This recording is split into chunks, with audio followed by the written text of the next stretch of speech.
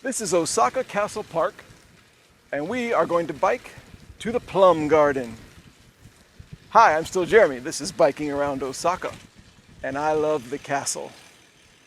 Ōsaka Castle is surrounded by a big park, and the name of the park is Ōsaka Castle Park. It is a Wednesday morning. Note that I'm not at work because of the coronavirus. So me and all these retired people out here are hanging around the park. And it's a big park. It's not a sprawling park, but it's pretty big. And I've been trying to think, how can I show this on a video while I'm biking? So I thought, well, I just have to concentrate on a smaller section of it, do it in sections. So today is the Plum Garden.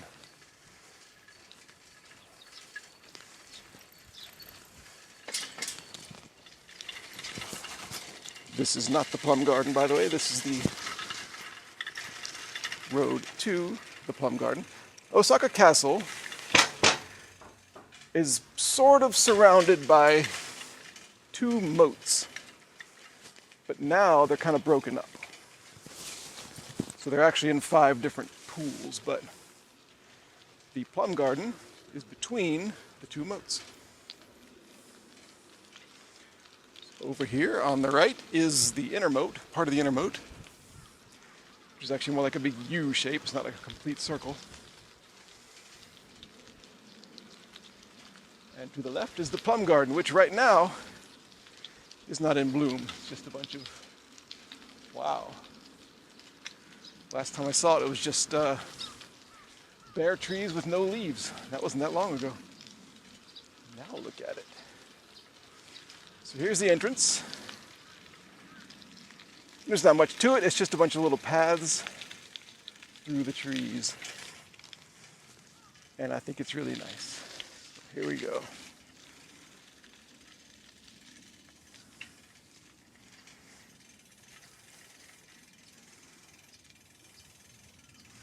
If we're lucky, we will find some birds playing around here. I came here in the morning because hopefully there won't be many people here. I plan on being a terror on these little paths. But in the springtime, see, here's what happens in Japan in the springtime, at least here in the Castle Park. Everybody knows about the famous cherry blossoms of Japan. And when they bloom slightly differently throughout Japan, at different times, I mean. But when they bloom in your area, which here in Osaka is, I can never remember, late March or late April or something. When they bloom, everybody comes out to wherever they have cherry blossom trees. And Ōsaka Castle is one of the best places, I think, to go for them. And you have picnics and stuff. But right before that, something that sort of heralds the cherry blossom season is the plum blossom season. So the first thing that really happens in whenever it is, February or March or something, is that areas like this plum garden will blossom, and the flowers like little white petals on the trees. And during those times, let's cut over here. All of these trees are not green like this. They're just, all you see is the sticks, the bark, and the white flowers. And there's a bunch of people all day long, especially in the morning times. There's a little bird eating something. What are you eating?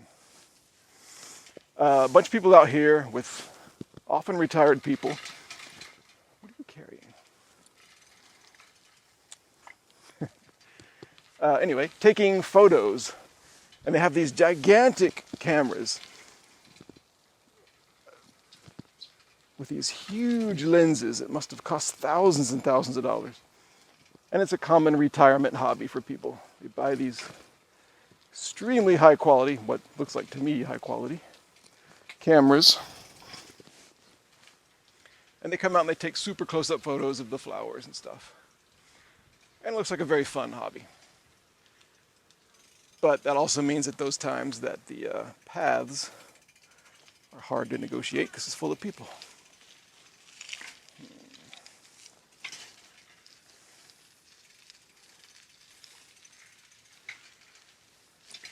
So today, here in early summer, there's no reason to be out here. Unless you're doing YouTube videos about biking. Oh, there's somebody. Good place for exercise too.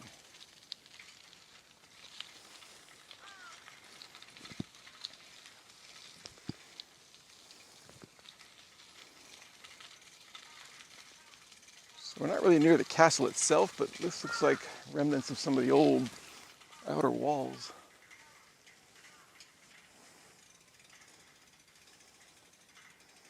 Wonder why I can't go in here. That's awesome. I know this park really, really well. I've been here dozens or hundreds of times, all over the park. But I think there are still little corners of it that I've never been to. There's things I've never thought to go to, little paths I've never thought to explore. So I'd like to do that with this camera too. Now, I have been here before. I've often seen people here, like little photography clubs or something.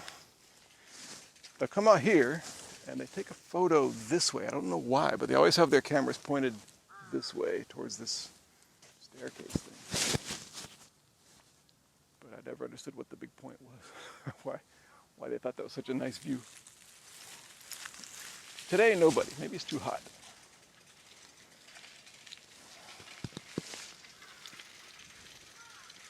Yet again, I have this song in my head. You'll forgive me. You see, I'm a big music fan, and I think all big music fans, they have like at least one, they have like one story that they got bragging rights for, you know? Like an artist or a band or something that you knew before everybody else, before it was cool. And one of my main ones, I guess, when I look back at my life, one of my main ones is Weird Al Yankovic. Because in 1982, I had the quintessential Dr. Demento experience. This is really the basic experience that everybody should have, if possible, with Dr. Demento. It might be too late now. But I was 9 years old. He had a radio show for novelty and humorous music and weird music. It was I think it was 2 hours on Sunday nights when it came on to my area, Augusta, Georgia. On station 106 WYMX. No longer there.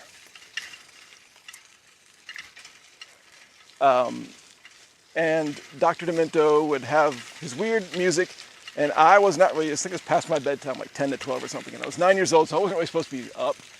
So I was under the bed, under the covers, with my radio, with the volume as high as I could make it without trying to alert my parents that I was, listening to music instead of sleeping. And anyway, there was this one guy, they played a lot of music, played Cheech and Chong, and they played Icebox Man, the stand-up routine by George Carlin, a lot of stuff, Fish Heads, a lot. But there was this one guy who was sort of the superstar of the show, I thought, and it was Weird Al Yankovic. He was just a guy that he didn't have any albums out or anything, but he was the guy that you hoped would be played, and it was always played. By the way, this is the outermost, that's where we started, right down there, that path. Nice. It would have been nicer without all these stupid buildings around. They really kind of ruined the effect with all those big buildings right outside the park. But it doesn't really matter when you're here. It's really pleasant. Look at this over here. That's great.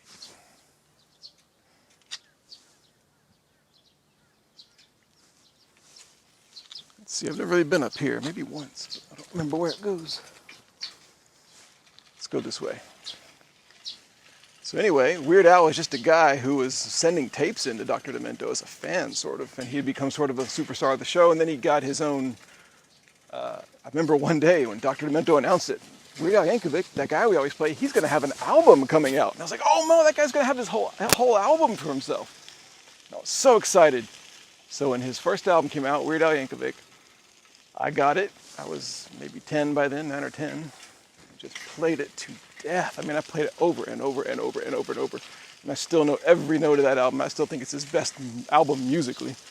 It's like genuine rock and roll. It's actually good rock and roll, but it's kind of weird, funny music. And parodies and stuff.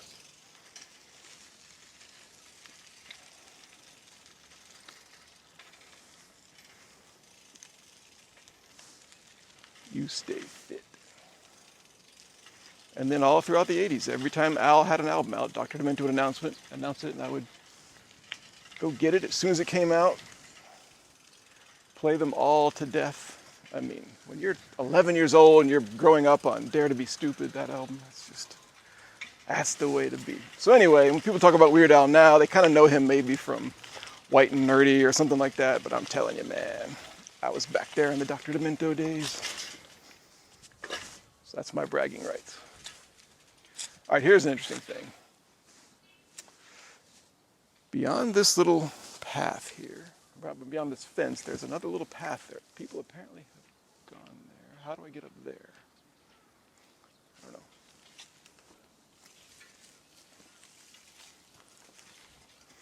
So I do occasionally get Weird Al Yankovic songs in my head. The last Al album I actually bought when it came out was Off the Deep End. And I was in high school. I was actually just started university, college. And I bought it and I liked it, but I used to play Taco Grande every single morning before going to school for some reason. It just became a thing for several months. Taco. So stupid. But after that, I was like, I don't really know these songs anymore. And then what came next? Alapalooza, maybe? And friends of mine who were into Al, they bought that album, and I kind of heard it. I was like, yeah, it's pretty good. I liked Bedrock Anthem and had the Bohemian Polka on it. That was great.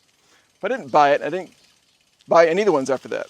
Poodle Hat and Running with Scissors. I never bought any of those because I thought, well, I don't know the music anymore. I don't know the latest pop hits. All I know is Beatles and Led Zeppelin songs. So I didn't listen to any of them. And then about 4 or 5 years ago, I said, well, let me see what these are like. So I got them all. And they're great. You don't have to know the original songs. And the originals are great. And I mean, Trapped in the Drive-Thru. If you know the original R. Kelly, Trapped in the Closet, that song's better. But Trapped in the Drive-Thru, it's just a thing of wonder. All right. Well, anyway, that was the... Are we done here? No, let's not get done. Let's do one more. One more little trip around this area. We haven't been to this path yet. So if you used to be into Weird Al and you're not anymore, I say go back and find it again. Listen to what he's been doing lately because it's just all great. Really all great.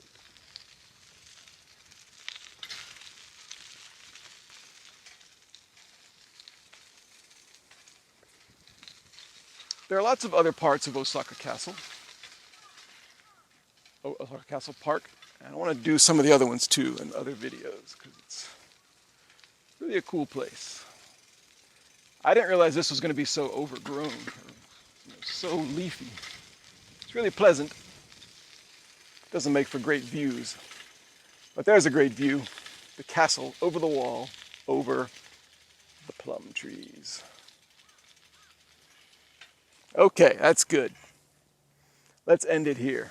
Next time we'll go see something else. But anyway, thank you very much for watching. I hope you enjoyed this little tour of Ōsaka Castle's Plum Garden. See you next time.